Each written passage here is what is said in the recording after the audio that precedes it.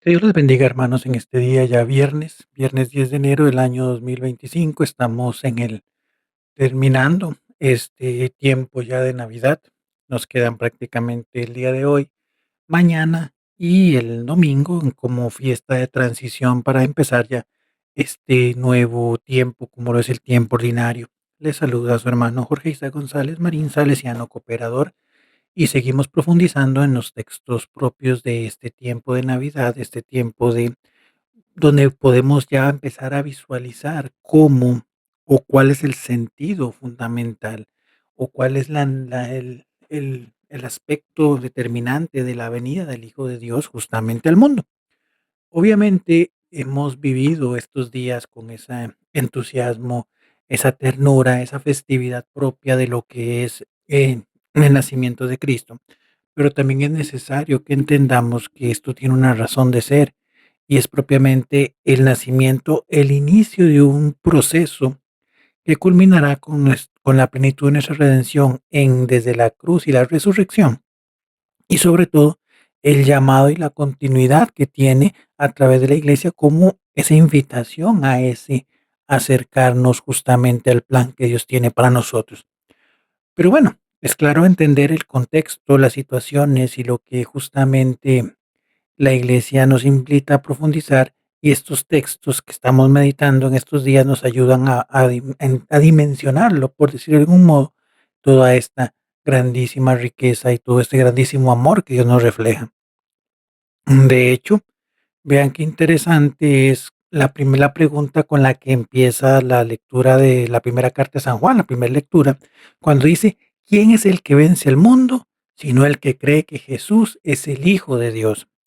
Esto es muy importante porque es necesario que nosotros tengamos una respuesta oportuna ya en su momento. En otros pasajes del Evangelio, Jesús lo realiza y pregunta: ¿quién dice usted que soy yo? ¿Quiénes dicen ustedes que soy yo? Y es muy válido porque de esa respuesta arrancará toda mi vida de fe, toda mi vida espiritual. ¿Cuál es la diferencia que tenemos los cristianos en la perspectiva de Jesús en relación tal vez con muchas otras institutos, congregaciones, agrupaciones o demás, que tienen pues tal vez algún fundador, algún seguidor, alguna persona que les ha generado mayor impacto?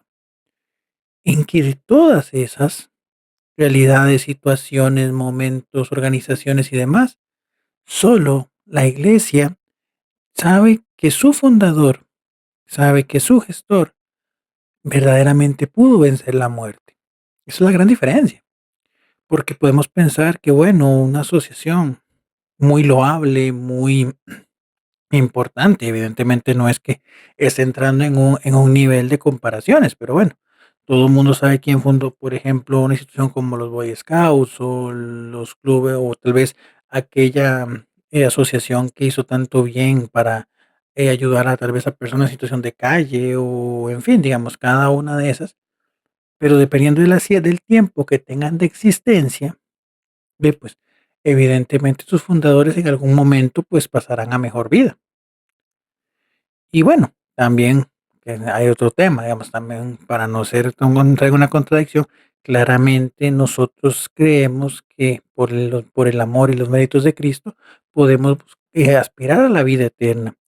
Pero de todas las personas, de todos los fundadores, de todos aquellos, el único que fue capaz de salir del sepulcro victorioso es justamente Jesús, y eso es lo que nuestra fe nos enseña. Por tanto, aquí viene este primer elemento que nos dice San Juan, que es entender que evidentemente Jesús es amor, Jesús tomó nuestra condición humana, es la enseñanza principal del tiempo de Navidad, como un elemento buscando nuestra salvación, que sufrió algunos elementos, que fue igual a nosotros, todo menos en el pecado. ¿Pero por qué? Porque Él mismo quiso anonadarse a ese nivel, porque Él, siendo Dios, compartiendo justamente esas, pues, capacidades y propias de Dios, pues, evidentemente Él, como dice San Pablo, se niega a ellas para poder vivir en la humanidad, pero eso no quita que siga siendo Dios y por tanto es poderoso, todopoderoso, es lo más grande estuvo desde la creación. Entonces, ya desde ahí, pues, eso tiene que marcar nuestro camino para ver la relación que busco yo con el Señor. Porque muchas veces el gran inconveniente que tenemos es justamente ese, que llevamos, propiamente esta experiencia de fe a, a partes de, ¿cómo llamarlo? Como una amistad, pero que no trasciende o que la queremos homologar a nuestras amistades terrenas, y no, o sea, es cierto. Jesús nos dice que somos sus amigos desde Juan, que si hacemos lo que Él nos manda y demás, que Él ha querido ser cercano, próximo a nosotros, ayudarnos y todo, pero siempre comprendiendo su posición como Dios, su poder, su valor. Por eso se vuelve muy profundizador, o se vuelve muy importante al leer el Evangelio de Lucas la actitud de aquel leproso que se acerca, que es un leproso que llega con mucha fe, pero también con muchísimo respeto. Como decía un San Juan Crisóstomo, o sea, él no irrumpe a pesar de la crudeza y la fiereza de su situación. Recordemos que los leprosos en el tiempo de Jesús eran de las personas más denigradas, ellos sufrían la indiferencia y el abandono de la sociedad. Pero aún así, ante lo apremiante del asunto, él se acerca humildemente al Señor y le pregunta: "Señor, si quieres puedes limpiarme". Porque hay un elemento importante de la fe, que es confiar en el Señor, que Él actuará en el momento oportuno. Nosotros muchas veces cuando nos acercamos a pedir algo al Señor lo queremos de ya para allá. Queremos que sea como por arte de magia, que sea un chasquín de dedos, y no es de esa manera. Dios, en su voluntad perfecta, sabe el momento oportuno en el que llegarán las cosas, y es nuestra invitación a confiar que Dios actúe. Como puede ser algo próximo, puede ser algo que puede tomar más tiempo, como puede ser algo que no se cumpla. ¿Por qué? Porque el Señor quiere enseñarnos otra cosa y darnos algo mejor. Pero todo eso se maneja y tiene sentido desde la óptica de la fe.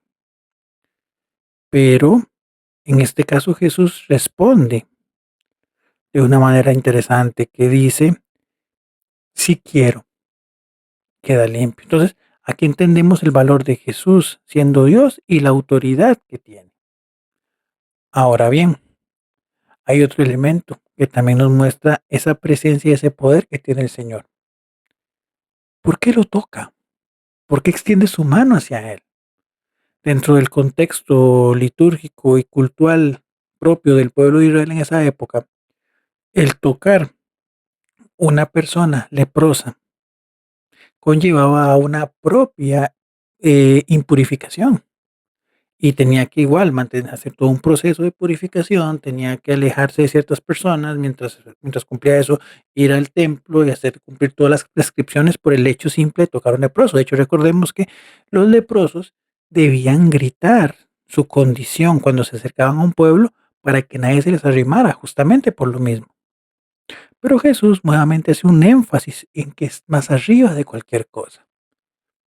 Él porque y aquí entramos también en un aspecto justamente de propiamente de realidades y perspectivas. Mucha gente se alejaba de los leprosos queriendo evitar contaminarse. Jesús toca al leproso con el objetivo de sanarle. Hoy muchas veces, personas caerán, la iglesia nuevamente uso la frase del Papa Francisco, es un hospital de campaña. Todos en algún momento determinado tendremos alguna caída, alguna situación, podemos fallar, porque es propio de nuestra fragilidad humana.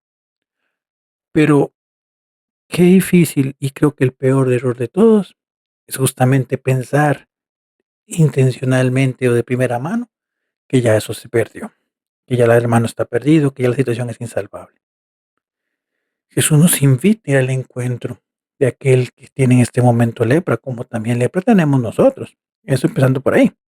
Ya Juan lo ha venido externando en muchísimas oportunidades, que es justamente que, pues propiamente el que dice que no ha pecado miente en esta misma carta de San Juan.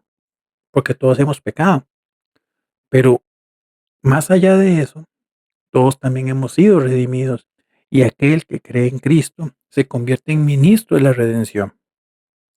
Por eso, démosle gracias al Señor por la oportunidad de todas las lepras que a lo largo de nuestra vida ha limpiado, y no tengamos miedo de acercarnos nosotros a aquel que en este momento las tiene, porque con el poder del Señor podemos ayudar a que esas personas sean sanadas.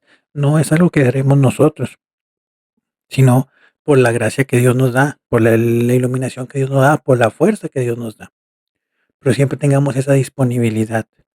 Y también si en este momento tenemos alguna situación, alguna enfermedad, alguna lepra, no tengamos miedo de mostrársela al Señor. Siempre con ese respeto, sabiendo que está cercano a nosotros, pero con esa adoración que dice, como la de aquel leproso: Señor, si quieres, si es tu voluntad, si crees que es lo mejor para mí, límpiame de esto, quítame de lo otro.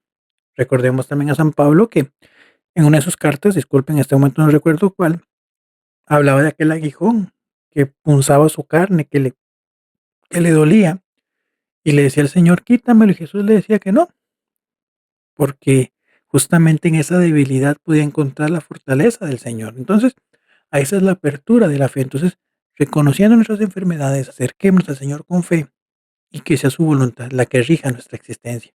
Que tengas un muy bendecido viernes y que el Señor te guarde.